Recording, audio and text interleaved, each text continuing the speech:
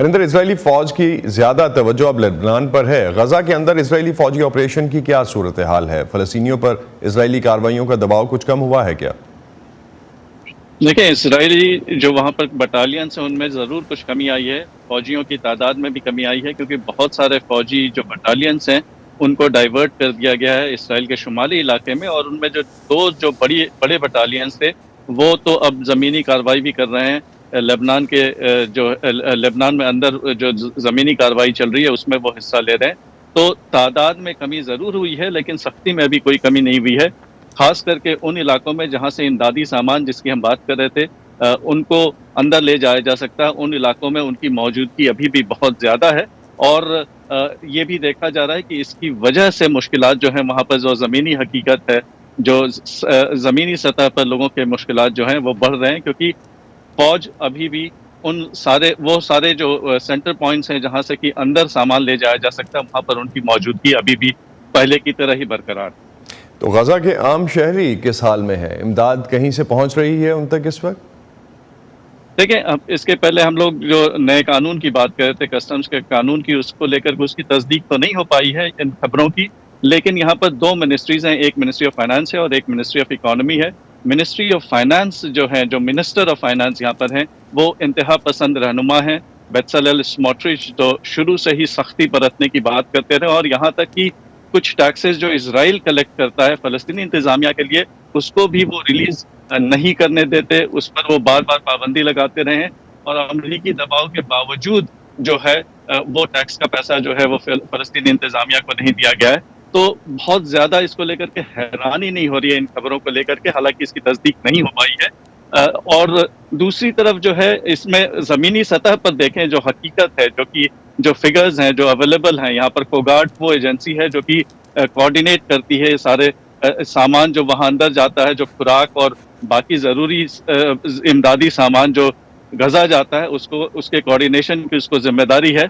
उसके फिगर्स पर गौर करें जो कि पब्लिक डोमेन में है, तो साफ तौर पर यह नजर आ रहा है कि महज 130 ट्रक जो है वहां पर हर रोज जा पा रहा है, जबकि पहले 600 ट्रक जाया करते थे। वहां पर जो कॉमर्शियल ट्रक्स भी जाते थे, जो वहां के जो ट्रेडर्स थे, उन पर भी काफी सारी पाबंदियां लग गई हैं। और दरअसल ये सारी चीजें जो हैं वो सिक्योरिटी के नाम पर कहा जा रहा है कि हिफाजत, इसराइली शहरियों के हिफाजत के लिए इस तरह के सारे जो हैं ये सख्तियां बरती जा रही हैं। लेकिन हकीकत यह है कि 80% जो गजा की आबादी है वो पहले से ही वहां पर पनाह गजीनों की ही वो आबादी है, और उसमें भी अब वो टेंट्स में आकर के ज्यादातर लोग जो हैं वो रह रहे हैं। उन्हें खुराक नहीं मिल पा रहा है, बच्चे जो हैं वो 1 साल से स्कूल नहीं गए।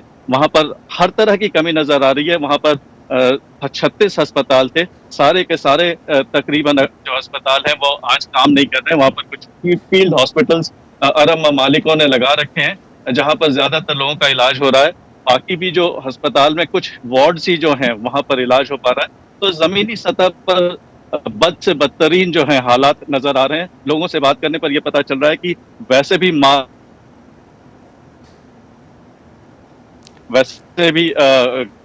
काफी खबरों में भी ये बात थी कि अक़वाम मुत्तहिदा की एजेंसी ने वहां पर पोलियो वैक्सीन का ड्राइव चलाया, जिससे काफी कुछ लोगों को राहत तो मिली, लेकिन अभी भी बाकी हर तरह की जो है वहां पर बीमारियां लोगों को हो रही है। वहां पर मलबे का ढेर लगा हुआ है, और लोग जो हैं वो टेंट से बाहर भी ठीक से नहीं निकल पा रहे। जी, आप जो 130 ट्रकों की बात कर रहे हैं कि कोगैट की तरफ से जो इन्फॉर्मेशन आई है, कल रॉयटर्स की एक स्टोरी भी उसी हवाले से पब्लिश हुई, ये 130 ट्रक कहाँ से आ रहे हैं? जॉर्डन वाली साइड से आ रहे हैं या मिस्र वाली साइड से, या कोई और ऐसा रास्ता है जिससे ये 130 ट्रक गजा तक पहुंच रहे हैं?